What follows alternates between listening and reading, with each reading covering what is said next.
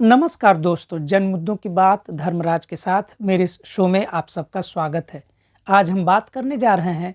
आम आदमी पार्टी अरविंद केजरीवाल जी को ईडी का नोटिस भेज दिया गया है। अरविंद केजरीवाल जी को नवंबर 2 यानी ठीक 2 दिन बाद ईडी ऑफिस में जाना होगा और उनसे पूछताछ होगी। जिस मामले में पूछताछ होगी उस मामले को दिल्ली एक्साइज पॉलिसी 2021-22 हम कहते हैं और यह कुल मिलाकर शराब बेचने के ठेके को लेकर जो लाइसेंस की नीति बनी थी उसकी बात है। यह लाइसेंस दिल्ली एक्साइज पॉलिसी 2021-22 को नवंबर 2021 में बनाकर लागू किया गया था, जो दिल्ली के लेफ्टिनेंट गवर्नर के बीच विवाद बढ़ने के कारण और आम आदमी पार्टी पर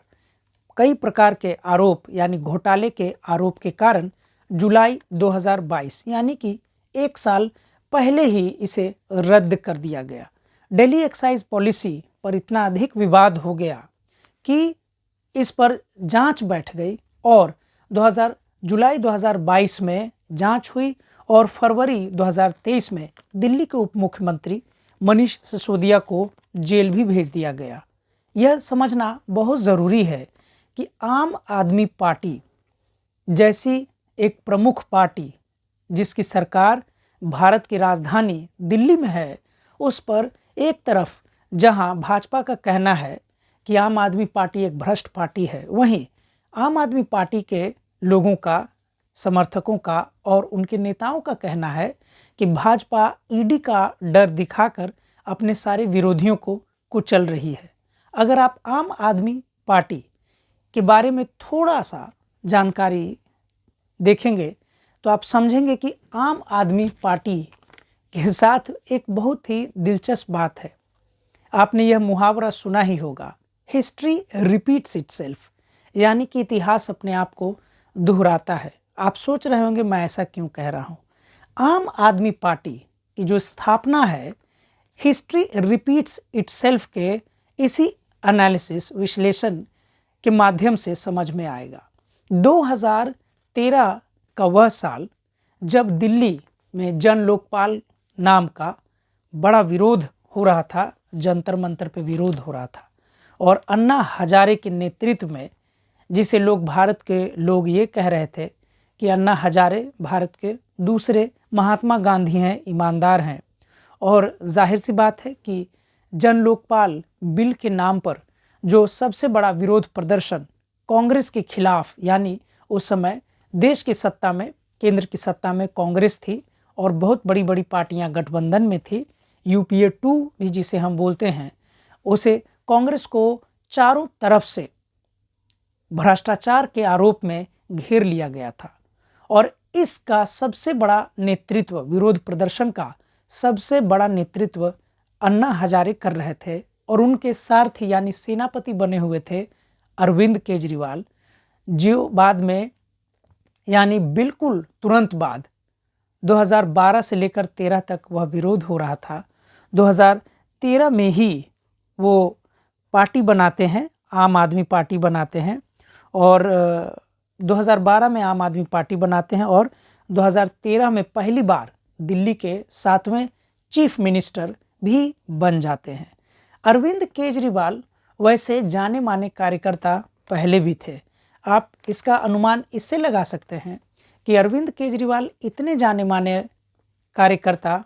एक्टिविस्ट रह चुके हैं कि उन्हें 2006 में रेमन मैग्सेसे अवार्ड भी दिया गया था। आपको याद होगा कि हाल में जिस सेलिब्रिटी को या कहें जिस व्यक्ति को रेमन मैग्सेसे अवार्ड दिया गया था वो कोई और नहीं बल्कि पत्रकार रवीश कुमार थे। Ramon Magsaysay awardee Arvind Kejriwal 2012-13 में अन्ना हजारे के साथ मिलकर पूरे देश में लोकपाल बिल को लागू करने के लिए विरोध प्रदर्शन कर रहे थे। यह विरोध दिल्ली में जो लोग 2013 में जंतर मंतर के आसपास, इंडिया गेट के आसपास जाते थे, उन्हें पता है कि यह विरोध इतना बड़ा था कि पूरा जंतर मंतर और पूरा इंडिया गेट लोगों से भरा रहता था और कांग्रेस के खिलाफ ऐसे ऐसे आरोप लगाए जाते थे, आपको 1,76,000 करोड़ या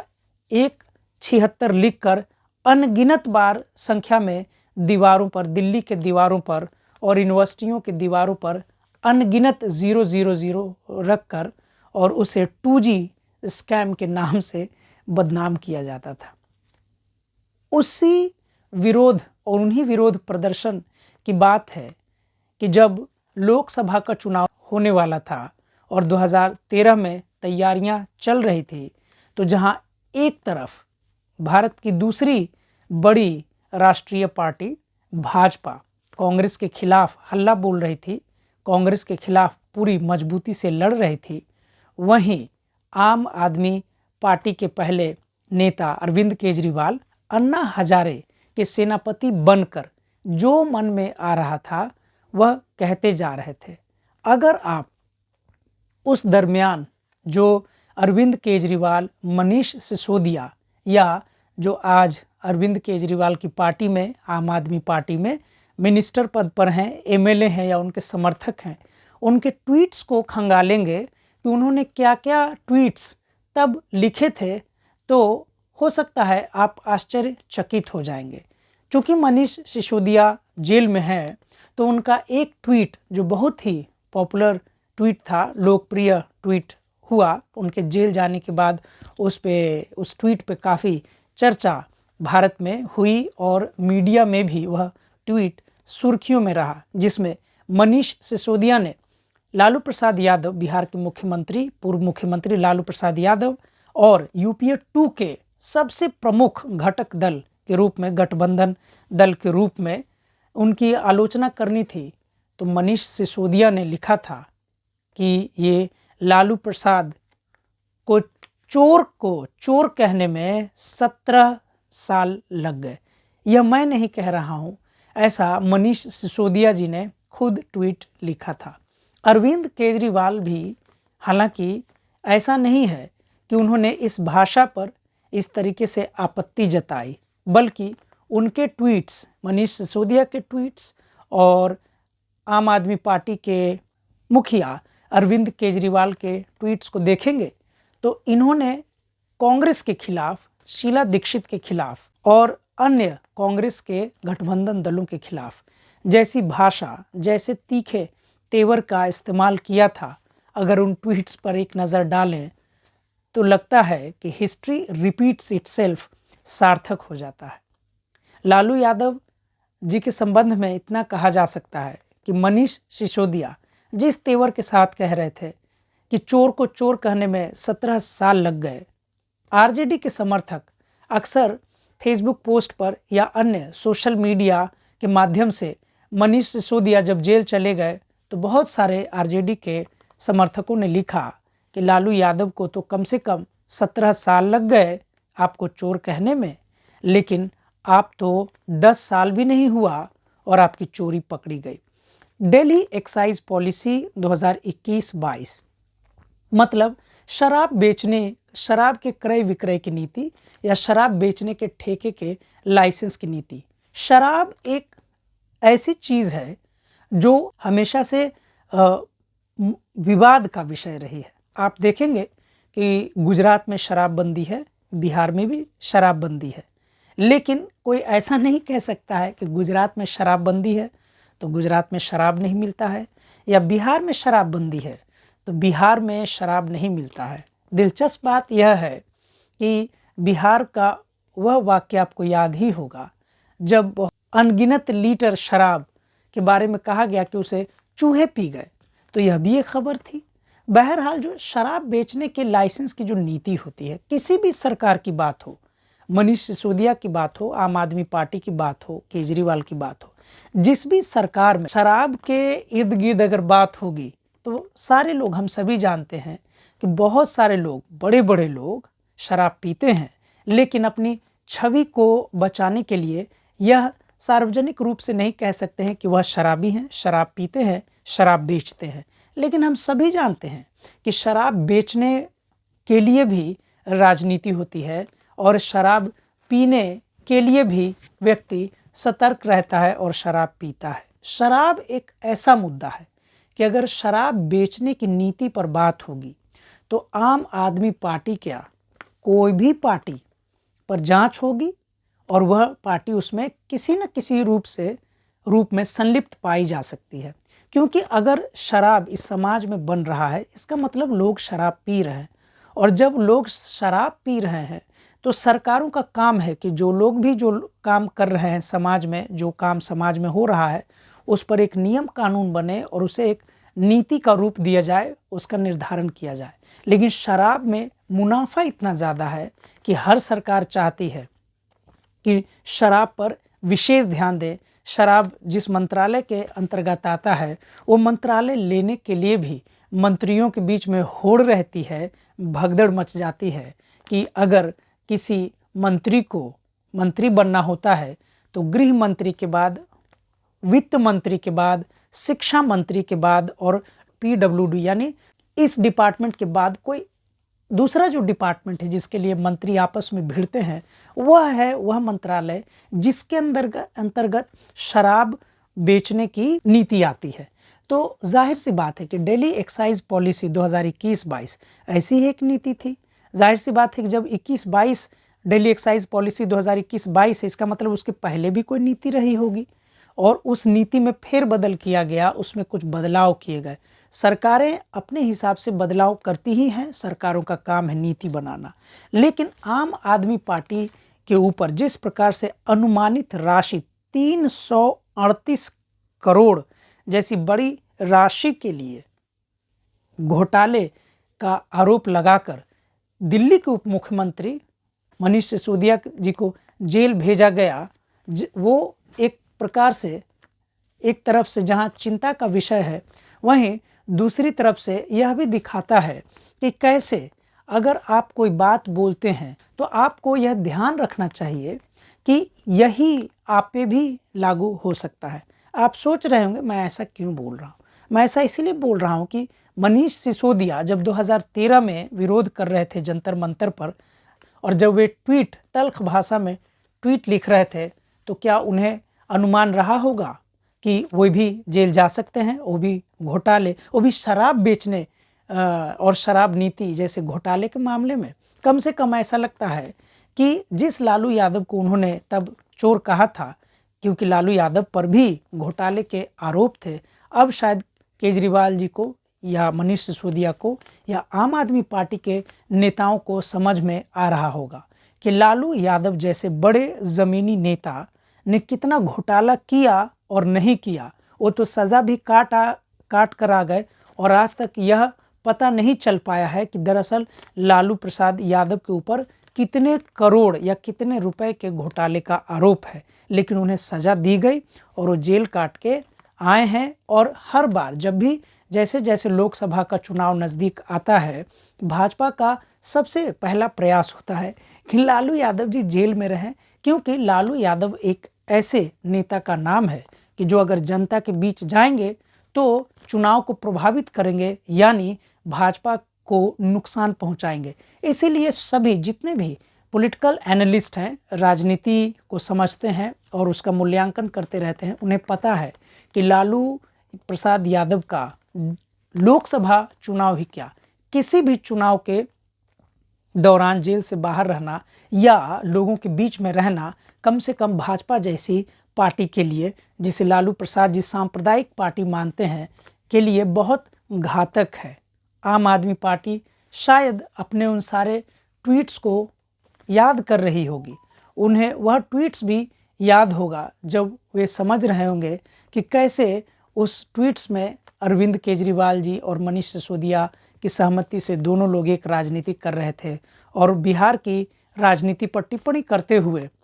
उन्होंने दूसरा ट्वीट यह भी लिखा था कि बिहार के बाढ़ पीड़ित क्षेत्र को जब वे देखते हैं तो उन्हें समझ में आता है कि कैसे लालू प्रसाद यादव और नीतीश कुमार की गुंडई की सरकार, यही भाषा उस ट्वीट में, यानी कि इससे ज़्यादा बुरी भाषा है, मैं तो थोड़ा सा उसे परिमार्जित करके या कहीं सभ्य भाषा में बोल रहा हूँ, बिल्कुल ऐसी ही भाषा वे इस्तेमाल कर रहे थे। बहरहाल यह प्रतिशोध की बात नहीं है कि और किसी के पक्ष लेने की भी बात नहीं है। यह बात है कि किसी भी सरकार में जो सरकारें प्रभावशाली होती हैं और कहीं न कहीं जनता के मुद्दों को प्रमुखता देती हैं, उन सरकारों पर उनसे ज़्यादा ताकतवर सरकारें हमला करती हैं। यही ऐसे ही हमले लालू प्रसाद यादव यानी राष्ट्रीय जनता दल पे भी हुआ, ऐसा आरोप आरजेडी के नेता और समर्थक लगाते हैं। और बिल्कुल ऐसा ही आम आदमी पार्टी के साथ हो रहा है। आम आदमी पार्टी के नेताओं का कहना है, सौरभ भारद्वाज उनके मंत्री ने कहा है कि भारत की राजनीति से आम आदमी पार्टी को केंद्र सरकार, मोदी सरकार खत्म करना चाहती है। जाहिर सी बात है, केंद्र सरकार यानी भाजपा की सरकार अपने सामने किसी अन्य पार्टी को क्यों खड़ी देखना चाहेगी। वह तो चाहेगी कि उसके सामने कोई प्रतिद्वंदी न रहे, उनके खामियों को और उनकी गलतियों को कोई पार्टी उजागर न करे।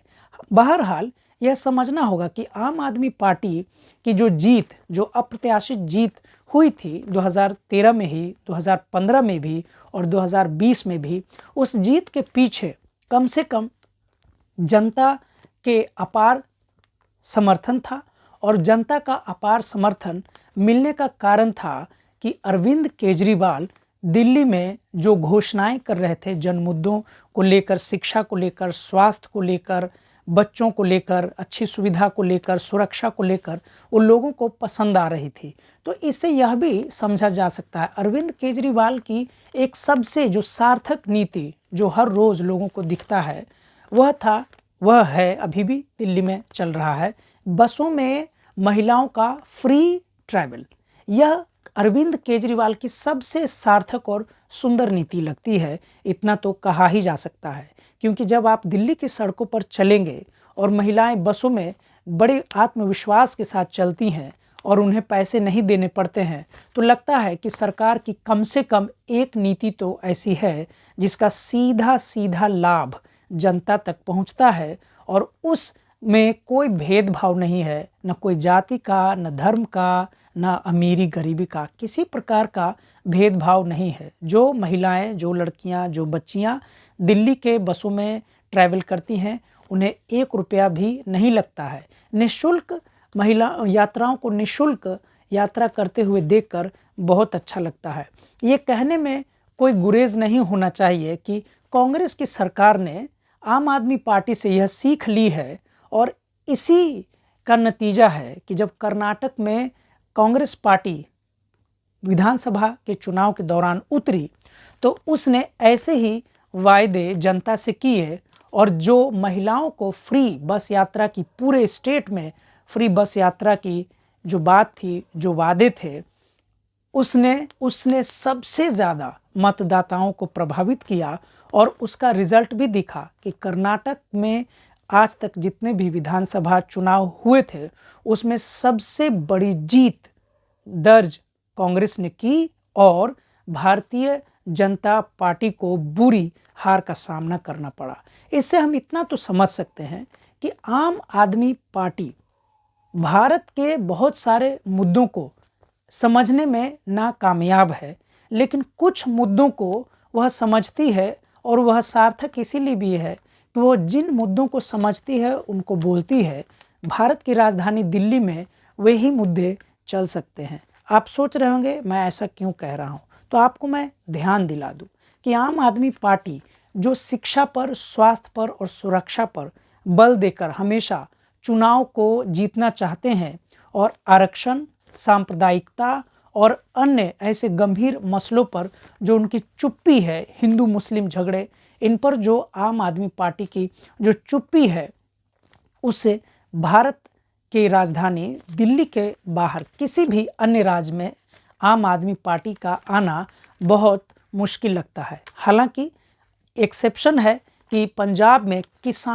जब किसान का आंदोलन पंजाब में हो रहा था, तो जिस प्रकार से अरविंद केजरीवाल ने किसानों के पक्ष में, किसानों के मुद्दों पर उनके लिए बोला, फार्मर्स बिल यानी कृषि बिल पर जिस प्रकार से अरविंद केजरीवाल ने, आम आदमी पार्टी ने अपार समर्थन किसानों के प्रति दिखाया, तो किसानों ने बड़ी ईमानदारी से पंजाब में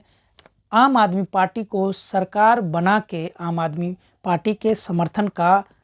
मूल्य चुकाया, उन्हें तोहफा दिया, जिसके कारण आम आदमी पार्टी की सरकार एक बड़े पंजाब जैसे महत्वपूर्ण राज्य में बन गई। लेकिन हमें यह भी नहीं भूलना चाहिए कि ये आम आदमी पार्टी का जो प्रमुख मुद्दा है सांप्रदायिकता के प्रति, वे काफ़ी गंभीर नज़र नहीं आते हैं। अगर आपको इसे उदाहरण से समझना होगा तो आप ऐसे भी याद समझ सकते हैं कि 2020 का विधानसभा के रिजल्ट के तुरंत बाद दिल्ली में जो दंगे हुए,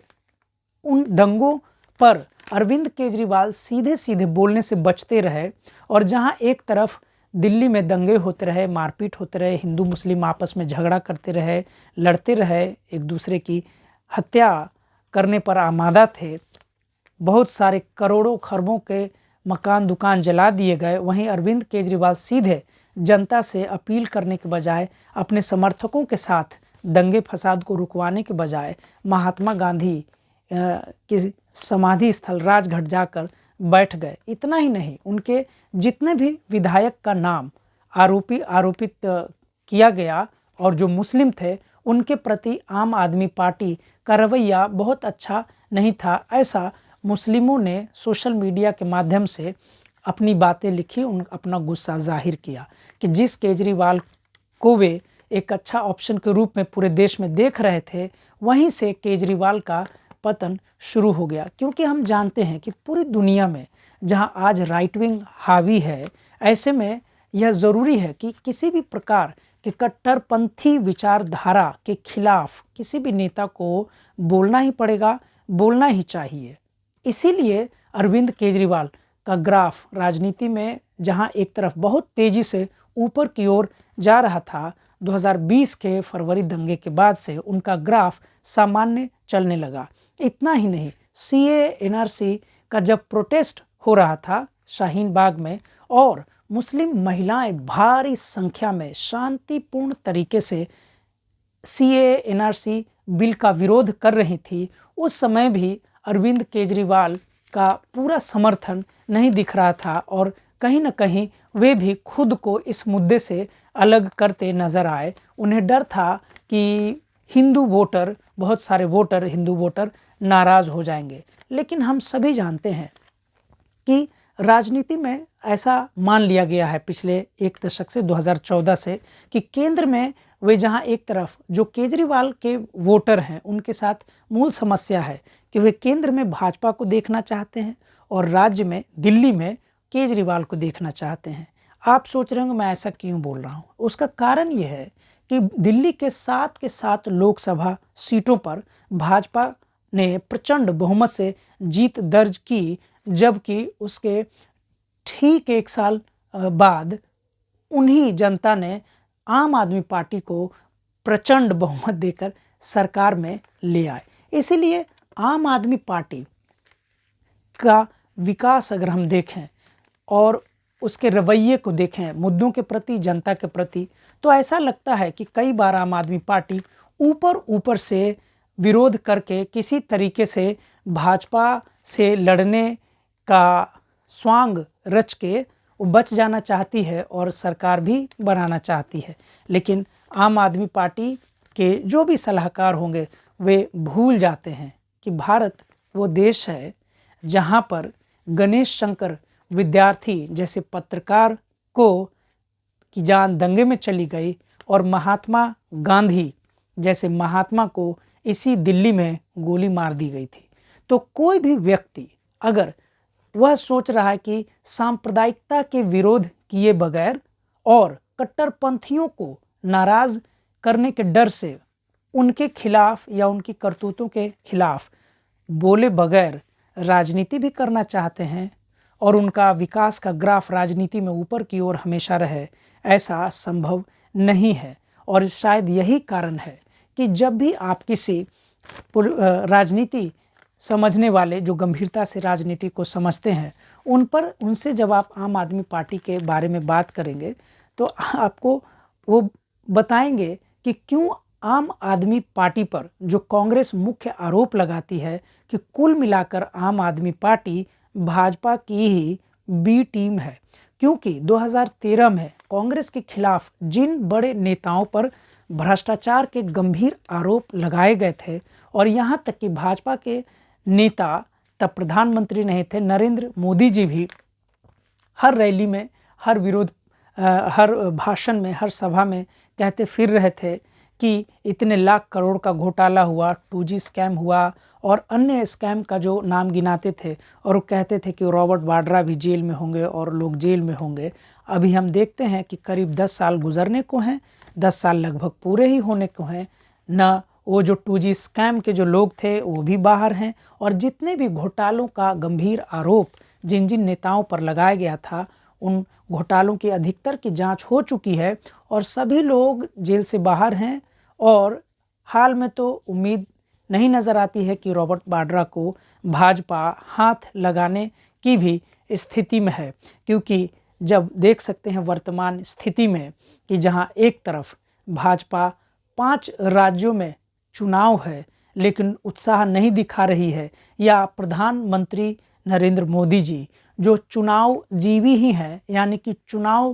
के कार्यक्रम से ही, चुनाव के आयोजन से ही ऐसा लगता है कि वे मुख्य ऊर्जा पाते हैं, ऐसा विरोधियों का आरोप रहता है।